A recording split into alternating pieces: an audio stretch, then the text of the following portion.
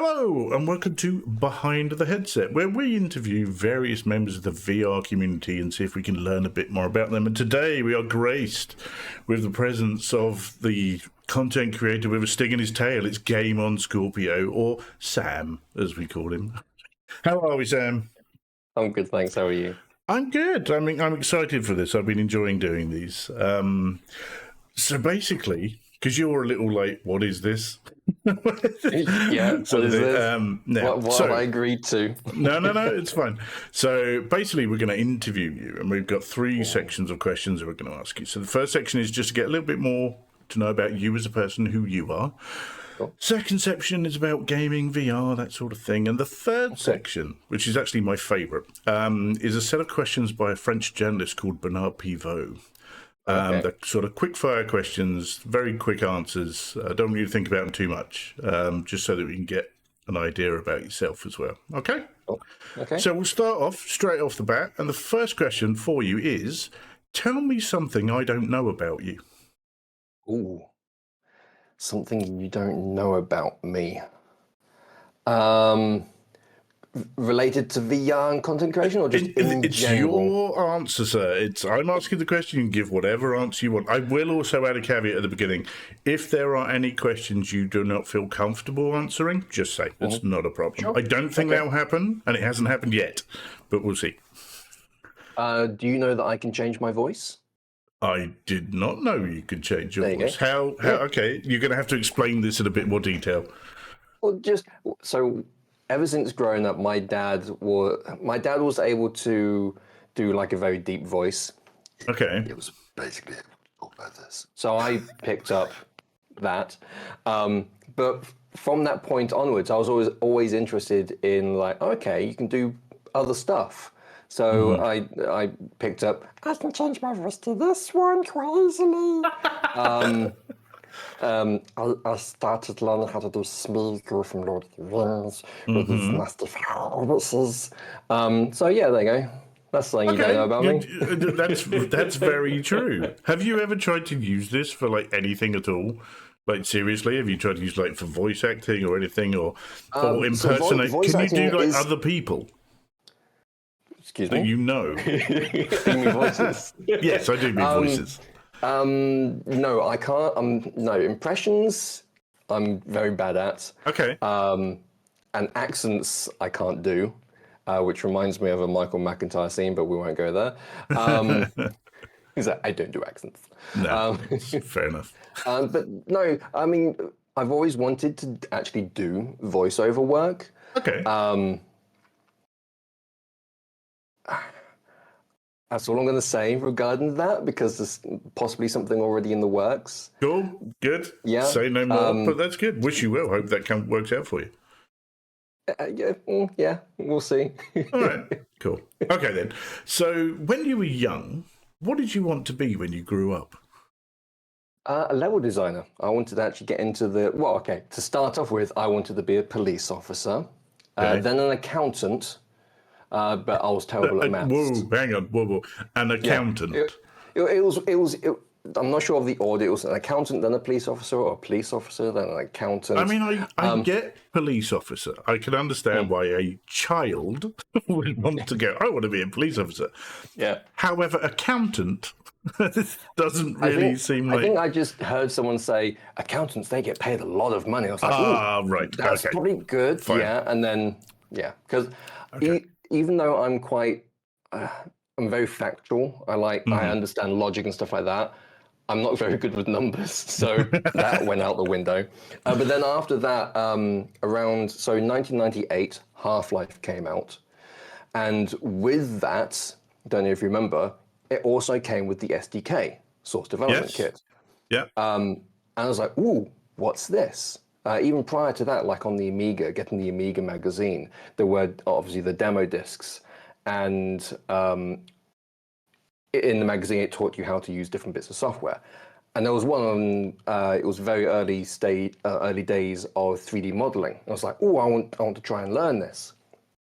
So I tried to get my parents to help me, but they were busy, unfortunately, so that never happened. But then when I saw with Half-Life the Source Development Kit, I was like, this I really want to do. So I literally, the manual was all like just PDFs, and went through a lot of my parents' ink on their home printer, printing every single page and getting it bound. They ran their own business, so they actually had some equipment for this. So I used all that. But thick, it was literally like this thick number of PDFs pages. For people listening, that's about an inch thick. Oh yeah, if you're not watching, it's about an inch. This is an inch. So I started learning how to build my own levels in Half-Life, and then obviously Counter-Strike. And I fell in love with the whole being able to create your own world and your own stories in that regard. So that was something that I wanted to pursue and still do to a certain degree. I went to university to do games design. Oh. So it was a very early course up in Huddersfield, where this was before actual game design courses and stuff like that started to appear. This was like one of the first ones. So we were the guinea pigs. Okay. And they didn't know what they were doing. And it showed, unfortunately. And when it came to, it was the third year, we actually had a module on level design. And it was in the Source engine, because obviously it got upgraded from the World Hammer, I think it was called originally. And I knew more than the lecturer.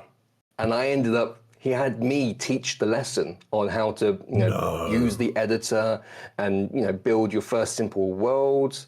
And then we had a competition. This was all in one lesson. I had people go, right, now you've done this, just build something that's fun, multiplayer. We've got the LAN network. Let's jump in and play around with stuff. And people loved it. So yeah, level designer. I even, unfortunately, after university, the recession hit. So no one was hiring. Actually, prior to that, so backtracking, after university, applying for jobs, nearly got a job at Ubisoft. Oh. Or Ubisoft, however you want to pronounce it, but their Romanian office. Right. That's quite a commute for you. I would have done it though, because obviously it's a foot in the door. Sure. And unfortunately, when I'd passed the CV stage, I'd passed the design stage, all of that, and then the recession hit, and they pulled the position. No. Yeah. Oh, that sucks. Yeah. Oh well, that went my dreams. Did you ever make any maps or anything and upload them for a mod community or anything like that for any games? So the only one that I spent quite a bit of time on, and obviously this was still very early days of me. If I looked back at it now, it was like, no. But I was proud of it at the time. There was a mod for Half-Life called, or probably Half-Life 2, because it was the Source engine, called Zombie Panic Source. Yes, I remember that. Yeah, I made a map for that and uploaded it. Called, I can't remember what it's called, like Zarguth or something like that. It was probably a Latin name that I looked up, and it probably meant something. That sounds posh. We'll use that. Is that what? Yeah, exactly. But no, that was a cool map that I made. The idea of it was sort of Resident Evil style, where there's a big woods outside. It's pitch black, so you need to use your torches so the zombies can creep up on you. There was a point of interest outside in the wooded area, which was a well that you could actually go down into the underground lab. There was the house, which was abandoned, and you go down into the basement, which then led you into the underground lab. And it was at this point in time when dynamic shadows were a thing in the games industry, dynamic shadows and dynamic lighting, stuff like that. So I was playing around with the ideas of that in the Source engine. It was limited to, you could have one dynamic light. That was it. So I mean, that's more than we had before that. So true. So I used that. I had it behind a fan down in the basement area. So you're using the twirling. You'd go down, the big doors would open up and you'd see the shadows projected down. So that was your entrance down into nice. That's the lab. That's really cool. Okay. So what Sorry, I is your waffled. no, that's why you're here, sir. Waffle away. I'm here to it's waffle. fine. It's exactly why people come on this. That's what we want. So what is your most treasured memory from childhood? Oh God. I struggle to remember what I had for breakfast, let alone treasured memory. That's a very good question. A treasured memory from, I don't know. Just Really? I mean, yeah, you had an okay childhood, yeah. It wasn't oh like yeah. I I'm not mean, bringing up some deep seated trauma that I'm not no, aware no, of. no. Yeah, childhood was fine. Like the things that always stand out are like Christmas and stuff like that. Hmm. Spending, family comes over, opening presents under the tree. Not literally sitting under the tree and opening presents, but you know what I Sure. mean. Um, But is there like um, one particular Christmas you remember in particular? One thing that happened or one gift that you got that was, I don't know. they tend to all merge into one memory. They Oh, they're probably like were, Bond films. Okay, cool. yeah, they probably were separate Christmases. Hmm. But so there was one Christmas when my granddad was still with us, and he was very much, he would have loved technology if he was around today Hmm. because he was all for that. He used to be in the military, but this was the time, I'm going to get the systems mixed up, but I think it was on the Sinclair, and it was like one of the very first light guns that you could get. Yeah, they had there was one on the Yeah. Spectrum. Yeah, And it was a military game, side scrolling. They were running across and helicopters and stuff like that and shooting. Operation Wolf, probably by the sound of it. Probably, yeah. And my dad, and I loved playing that game.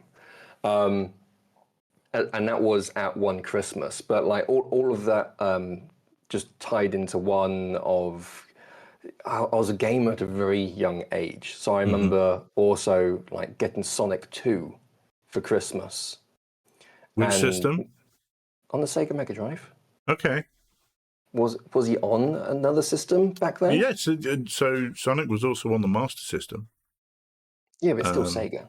because that's what yeah, but it's a Master System and a Mega Drive are two very different things. Okay, yeah, One but is no, the literally Sega, twice as powerful as the other one. the Sega Mega Drive, or for Okay, our American friends, the Genesis. Genesis. That's right. Yeah, I don't, why the different I, names? I don't know. Uh, um, Snickers and Marathon. There you go. So, but like, the memories that obviously come back from childhood are usually around like Christmas time and everyone together. You know, big table with the food on it. Just all family being together. So I guess that okay, sort of memory. good. So it's interesting you mentioned food, actually, because Sam, you're now hosting a dinner party. And Am at I? this dinner party, you Oh, can okay. invite any three people. They can be living, they can be dead, or they can even be fictional. Who are you inviting to your dinner party? Ooh, okay. Um, Robin Williams, That's an excellent choice.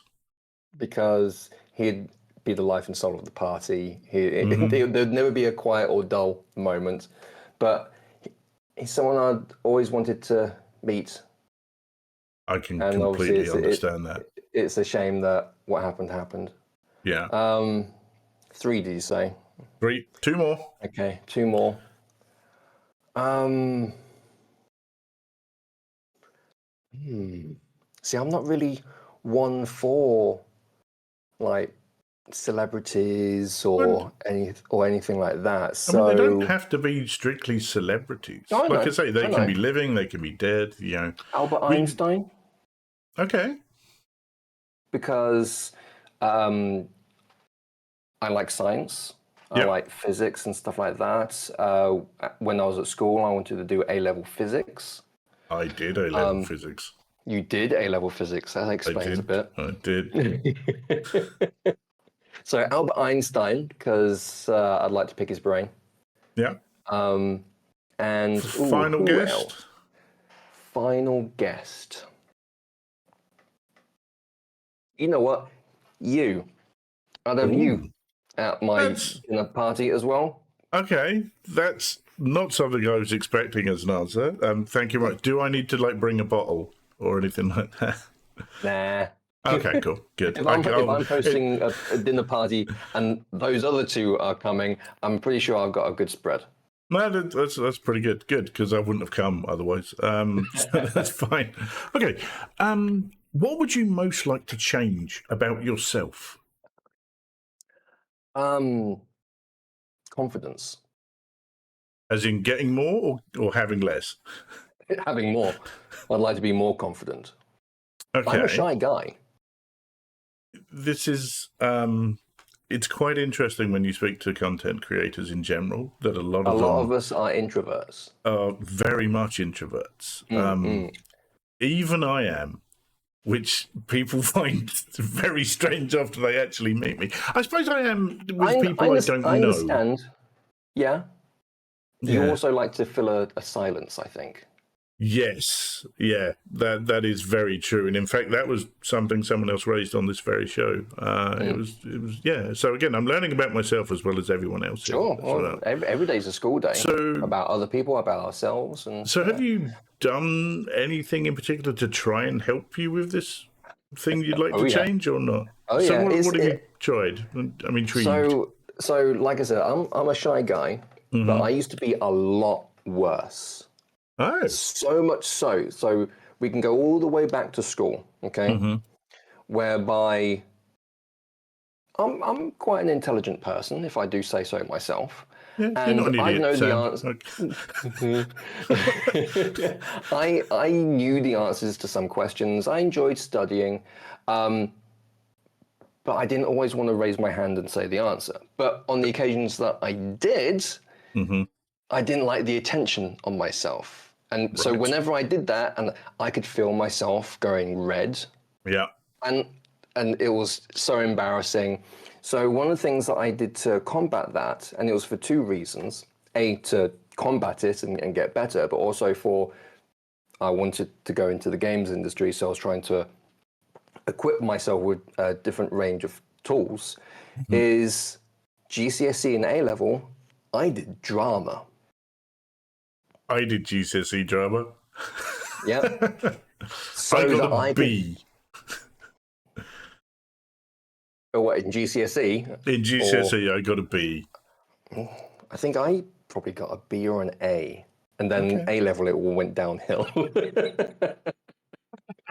But yeah, I did drama to get myself out of my shell. And in A-level, towards the end, it actually started to happen. Oh, great. And then obviously going to university and all of these things, pushing myself out of my comfort zones, all helped. Something else that also then helped, and it was me that chose to do this, was obviously on the internet there are a range of different platforms for people to, socialize and things like that. There was, still is probably, I won't name it, but there was, I can do. It's entirely up to you. There was a platform, or is a platform for, it's chat rooms. Yeah. And they're all ages chat rooms. It's a software called Camfrog. And don't know that one. Paltalk, do you know Paltalk? Again, nope. So Paltalk now have bought Camfrog, what they did years ago anyway. Okay. But anyway, so it originally was all the official rooms were for all ages. You'd have the all ages room. You'd have, I think there was one called Speak English, which was for people who just wanted to speak English. And then all these other ones. And they were all moderated. Oh. And in the room, you could type. You could grab the microphone and talk to people and have a conversation, but it was first come, first serve for the talk button. And if you had a camera that was plugged in and turned on, when you joined the room, your camera was on. So anyone in the room could click on your name down in the list and see you. Right. So if you were talking on a microphone and someone was talking back to you, you could have a look at them, see who you were talking to and things like that. So because of this, the rooms need to be moderated, and these people had the ability to kick you from the room, Yeah. to punish you for a certain amount of time, to ban you completely. You could do an IP ban on them as well. But you were there to make sure that the room was looked after and people were safe because it was an all ages room. So very little swearing, no nudity, things like that. I became an operator and I was, moderator, and was for many years across all of their official rooms. Right. So I was there, making sure everything was good. We had meetings and whatnot. So I was putting myself out there to do all of this, and I quite enjoyed it. So that was one of the things I did to boost my confidence as well. That's and then content creation and streaming. Yeah. No, I can completely understand with that one as well. I mentioned this to someone else on the show before. It's like, do you not feel that sometimes those things are a bit easier because it's not strictly you, but like the character you've created that you're playing to an extent, or it's like a heightened version of yourself rather than just you? See, this is what I find very interesting is I completely agree that a lot of people, when on camera, either live streaming or doing content creation, will hype themselves up and be larger than life characters and stuff like this. I don't do that. Right. I'm me. Okay. What you see on camera and how I act on streams and everything like that, that is me. Yeah. Okay. I mean, I think I'm pretty much the same as well. And I mean, you know me in the real world as well. Certain thing. Okay. All right. So, how do you deal with criticism? As long as it's constructive criticism, I take it. Because, number one, everyone's entitled to their opinion. If someone says, I don't like how you did that, I think you should do it this way, I'll take that on board. Every day, I'm trying to learn and improve things. I'm literally, to my right is my main monitor, and I'm editing a video at the moment. And prior to recording this video, I thought, I'm going to try and improve the audio. Did I? No, I made it worse, and I'm paying for that in this video. I'm always trying to improve things. So if someone criticizes me, as long as it's constructive criticism, then fair enough, I'll take that. But if someone says, this video's shit, well, okay, you think that this video is shit. It doesn't help me though. Like, tell me why. I want to know why you think it's bad. Or if someone just like, the troll comments and stuff like that, okay, congratulations. It doesn't upset me or anything. You do you. That makes you feel better than congratulations, but it doesn't bother me. I used to let those things get to me, and then I was like, I just don't care anymore. It's like... I think because of being a moderator / operator in those chat rooms, I got a lot of hate from people because of having to kick people, ban people, and stuff like that.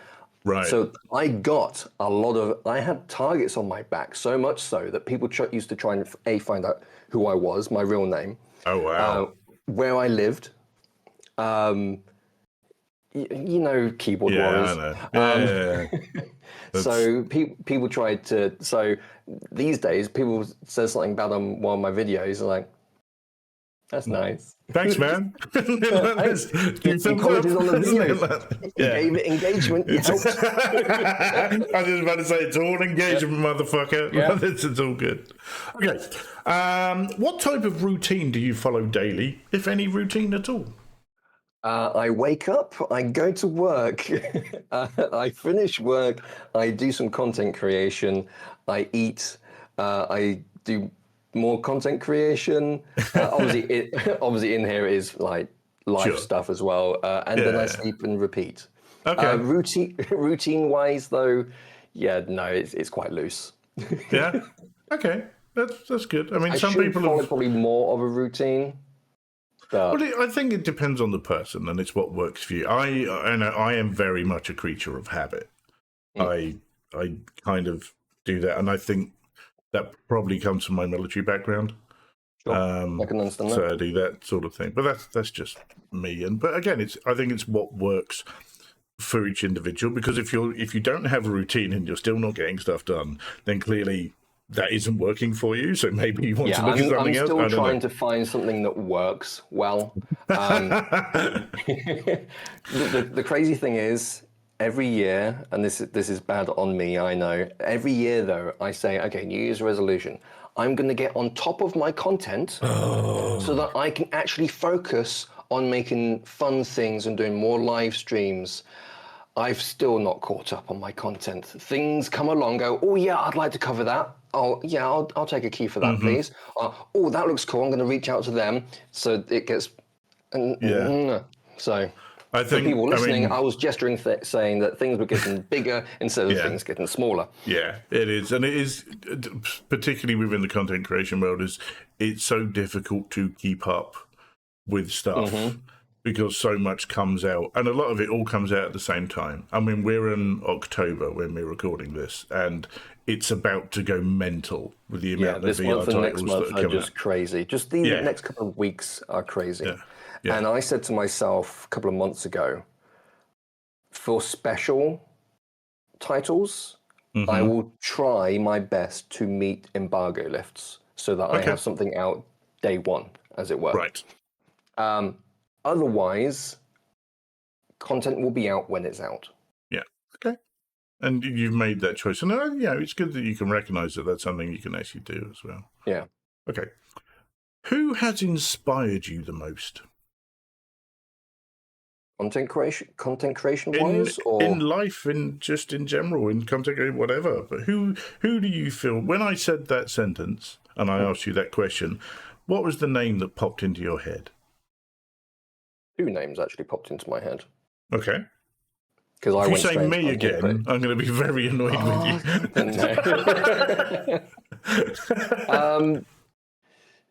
I mean, 2 names popped into my head, and it was regarding content creation. Okay. And that is GT, Gamertag VR, and Beardo Benjo. 2 of the best content creators out there in the VR sphere, absolutely. One of them definitely going to be a guest on one of these episodes. One of them yet to ask. So we'll see. Cool. All right. So that's all of section 1. So that's all about getting to know Sam. So I think we've learned a bit more about you as a person through some of those. I think there's been quite some interesting little tidbits we've got out of you there. I'm really intrigued by the level design stuff, and that's like I'm going to have to, when we're in person, get some more out of you on that one. So let's move on to a bit more about like your sort of journey in VR and gaming. So what was your first ever experience in gaming? First ever experience in gaming depends on what you class as a game. I'm assuming we're talking about video games. Gaming. It's what do you class as gaming? These questions are open to interpretation from you. Okay. So, I don't know what happened first because it was at a very young age. I know my parents had, because they run their own business, they jumped onto the technology bandwagon quite early. Yep. So we had an Amstrad, we had a Sinclair, we had an Amiga, but also, it was the time of amazing board games. So like Hero Quest, and there was something else that I can't remember what it was, but it was sort of like Warhammer, where you've got armies, but it's not Warhammer. And it was a board game, but it was a big cloth mat with hexagons on it. So it was so big, we had to put it on the dining room table. And yeah, I just remember like playing again around Christmas time, playing with that. But on like video game wise, I remember playing Batman on the Amstrad. It was an isometric. Wow. Isometric game where you had to find all the. You went round and got like your boots that allowed you to jump, your cape that allowed you to glide, and you had to find all the parts for the Batmobile because I think like the Joker had blown it up or something. But even prior to that, like when learning to read or whatever, my parents had bought this electronic reading book, I guess. It was sort of like it was a yellow suitcase that you opened up, and there were these books that you opened up and you slid into the sides of this electronic suitcase that allowed it to read the book with the different pages. Yes, I remember this as a child. And you could press things that were on the page, I think, and it would either make noises. That's right. Yeah. And you could get different books, couldn't you, that you could put into the thing, and they'd have different. Yeah. What was that called? I know. I am going to be Googling that after this, but I know what you mean. I do remember that. Yeah. So I've been with technology, and if you want to class that as a game, from a very, very two.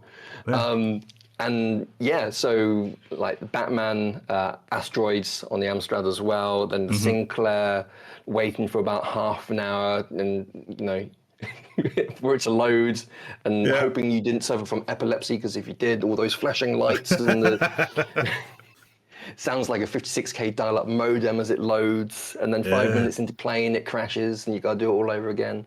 Yeah. On the Amiga as well. Loads of different games. Yeah, it's interesting. Sorry, it's interesting me you mentioned the book, because it sparked a memory in my head. As I remember, it was a comic, not a book, but it was a Batman comic again. And I remember it was Batman versus Man Bat. Those were the two main characters, but it came with a vinyl record, and you would put the vinyl record in, and it would read the comic to you as you played it, and it would go ding to turn the page and stuff. But it was a proper vinyl record that came with it. That shows how old I am. You just remind me of another game, if you will. I've never been one for reading, okay?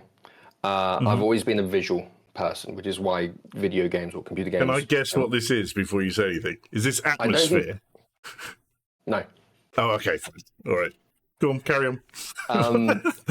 So this is going in two different locations. Okay. So when I discovered that you could get books where you could create your own adventure. Ah, yes. Yeah. And there were sort of like Hero Quest ones as well, where you go down into the dungeons and stuff like that, rolling the dice, having your own inventory. I read so many of those books and did those different adventures. Final Fantasy, they were called? Fighting Fantasy. Fighting Fantasy. Fighting Fantasy, yes. Ian Livingstone was one of the authors. Yes. Used to love those. And I was one of those rare people that didn't cheat. I sort of cheated. I know what you mean, because you would be given... If I died, I would go back to where I didn't die. But did you know they also did Lemming versions? Sorry, what? Remember Lemmings? I remember Lemmings. Yeah, as in the game Lemmings. As in the game. There was a Create Your Own Adventure Lemmings. What? Yeah. How? Okay. I'm struggle to understand how that would work. Is that like building levels for the Lemmings, or is that just a book? So obviously with the original computer games, it was just like the puzzle games. Yeah. But after that, they started developing more of a lore for them, and there were books. So if you remember in Lemmings 2, they started introducing a bit more of the character into Lemmings, where you'd have the different clans. So you'd have like the Scottish Lemmings. You don't remember this? So you'd have Scottish Lemmings and Celtic, Roman Lemmings and stuff like this. So they brought it into books, and they went off and then did adventures. Right. I'll be honest with you, I'm not deep in the Lemmings lore, but I'm glad Neither that am I, you but, are. Yeah. Okay. No. So what was your... last thing. No, good. Then one of the other things that helped me, read a lot, because I actually went to special needs for spelling and reading. Right. And Final Fantasy VII, I was hooked on that, and there's a lot of reading in that game. There's a lot of reading in that game, yeah. And so that helped a lot. Ah, cool. All right. So what was your first experience in VR? Ooh. So it was a sort of, I wouldn't really class it as a proper experience into VR.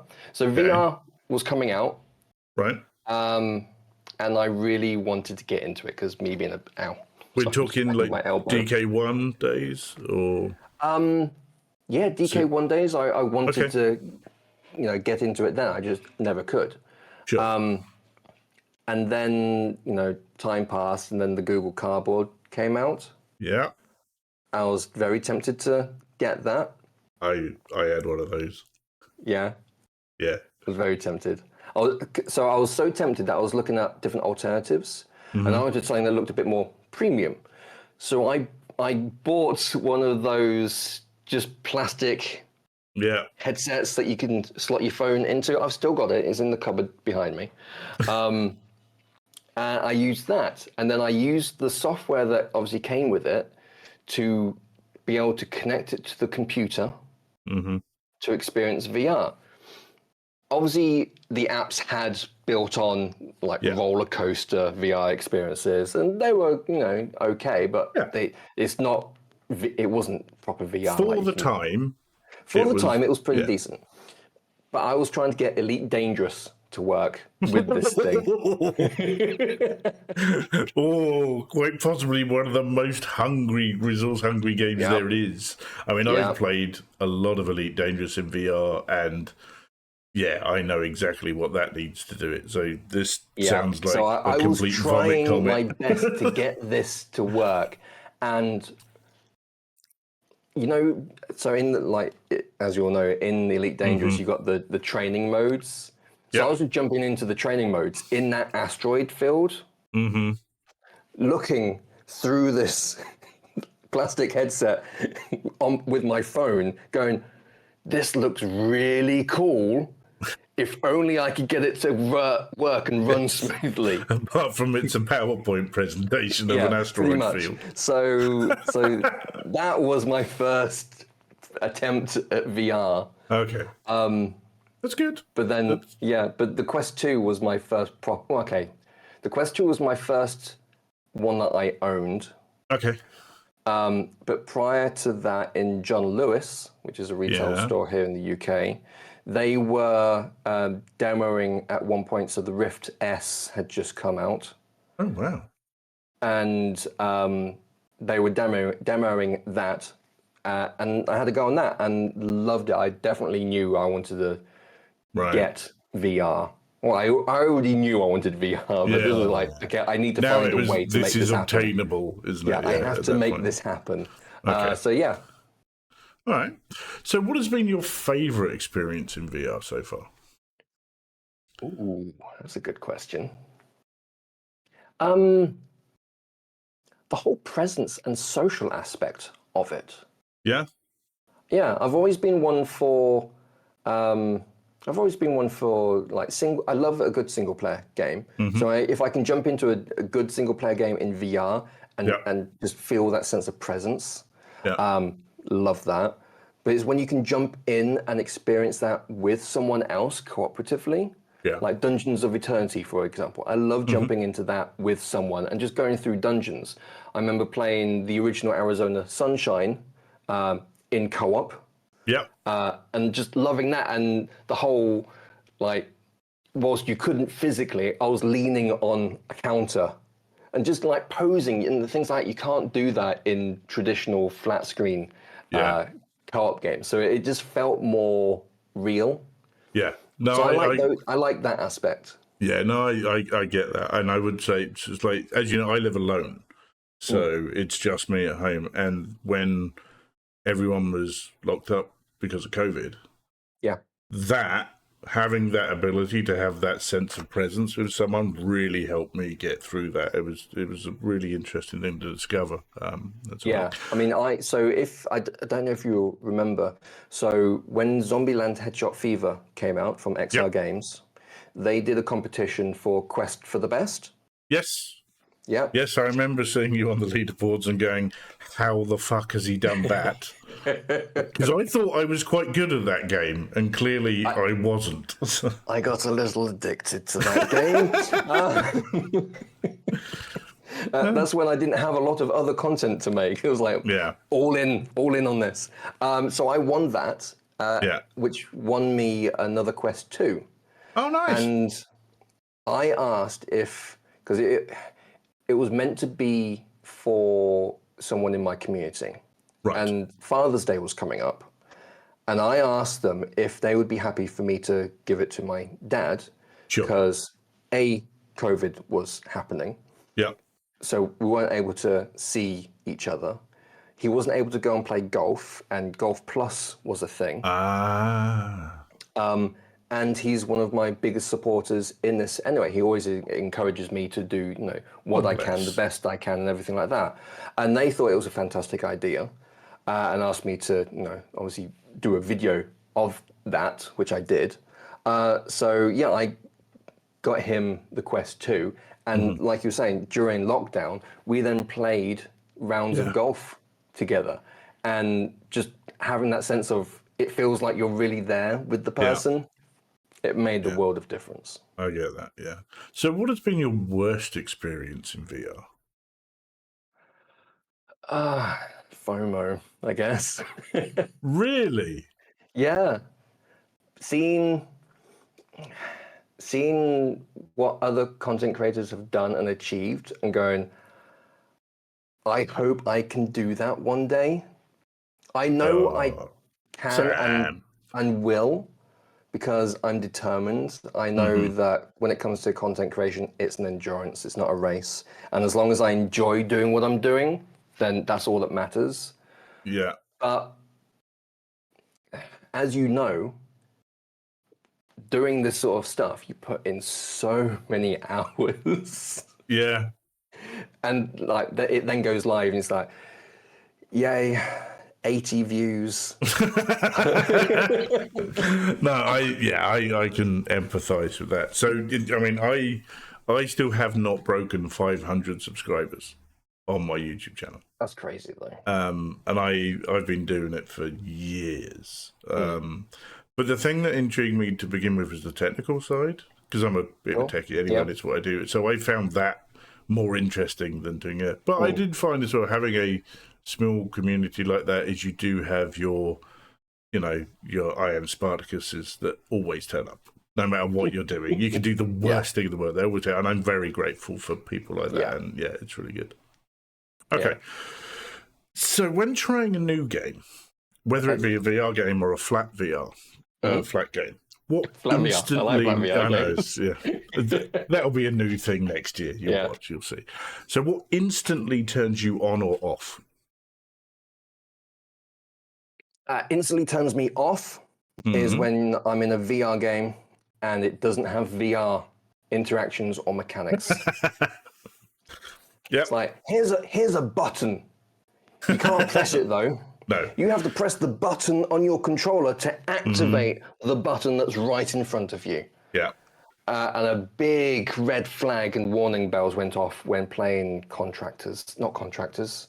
What was the one on PlayStation? You're going to say Firewall, as in Firewall Ultra. Firewall Ultra. When I jumped into that, and literally to open the big doors into the training area, I couldn't press the button. I was like, oh no. So the reason I'm laughing is in a previous episode of this, I have said exactly what you have just said about that particular game. So you and I it's exactly that game as well. And I even said it's the button on the wall when you open the first door the first time. It's the same bit. So learn, people. If you're making a game, pay attention to these things. It's good. Yeah, it's crazy. And so obviously when jumping into Hitman from XR Games,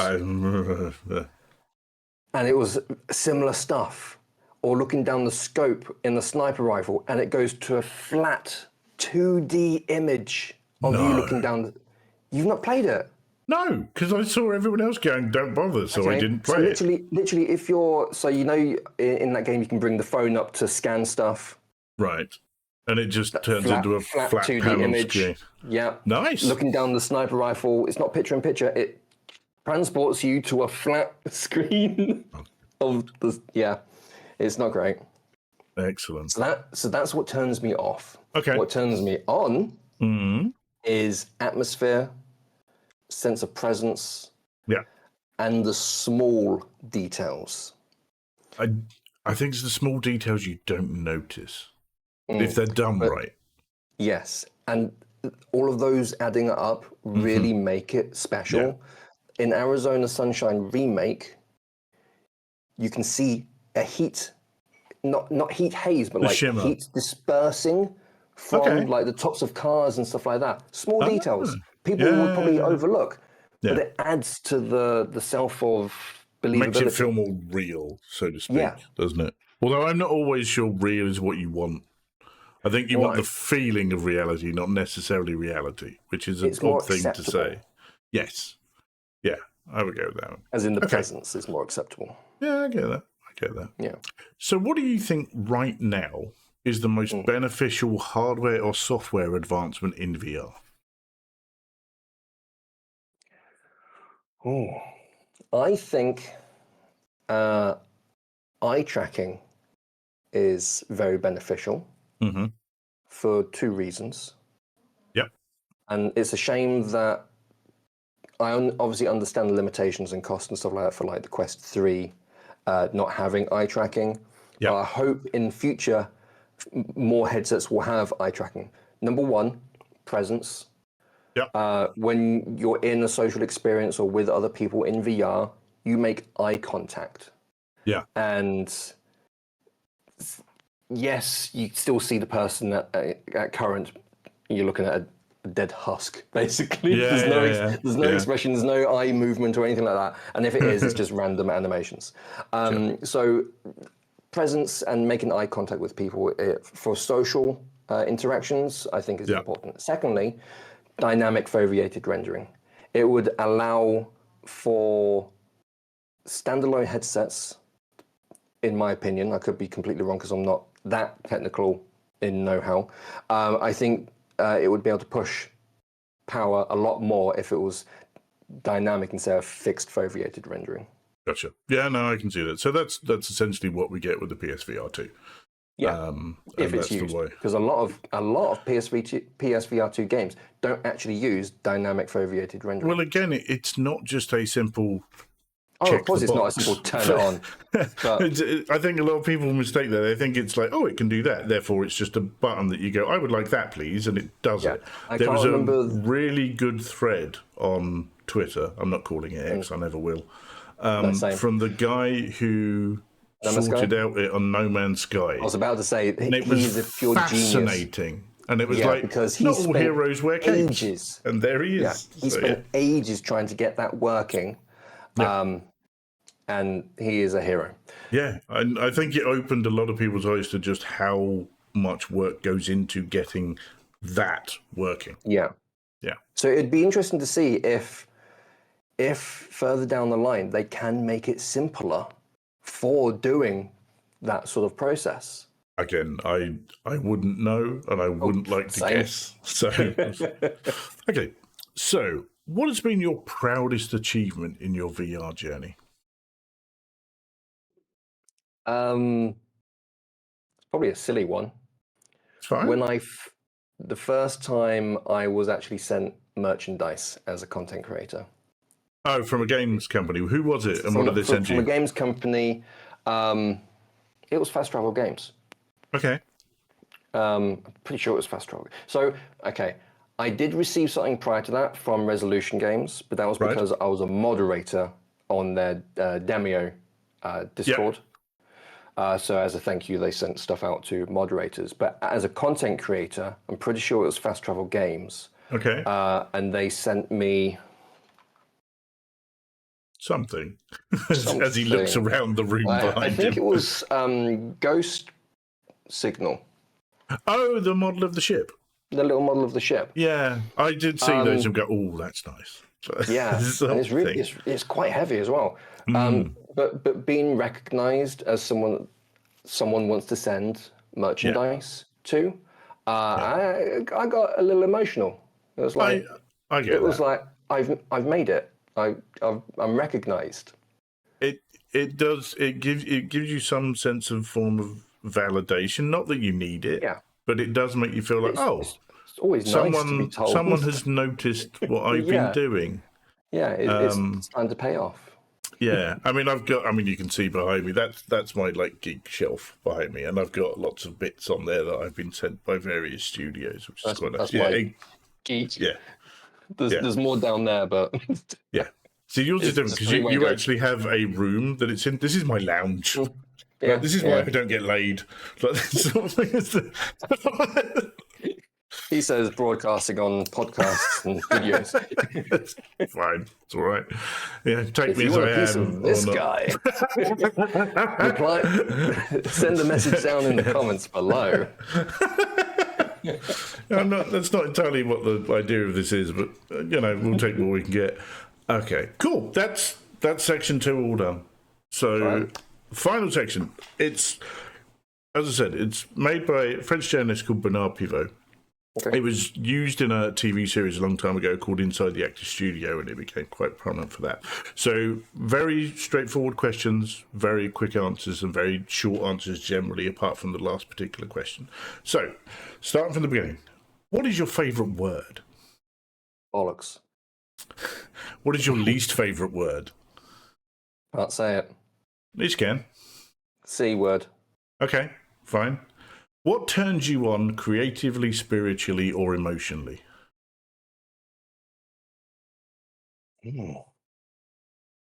Sound design. Okay. What turns you off? Bad mechanics. Okay. What's your favourite curse word? Bollocks. Okay. What sound or noise do you love? Ooh. Sound of rain on the windows. Okay. What sound or noise do you hate? Screaming children. You don't have kids, do you, Sam? No, but I have a noisy neighbour. Cool. That's not one of the questions, by the way. So, what profession other than your own would you like to attempt? Level designer. I was going to say, I think we already know the answer to that one. Or voice actor. Yeah. Okay, good. What profession would you not like to do?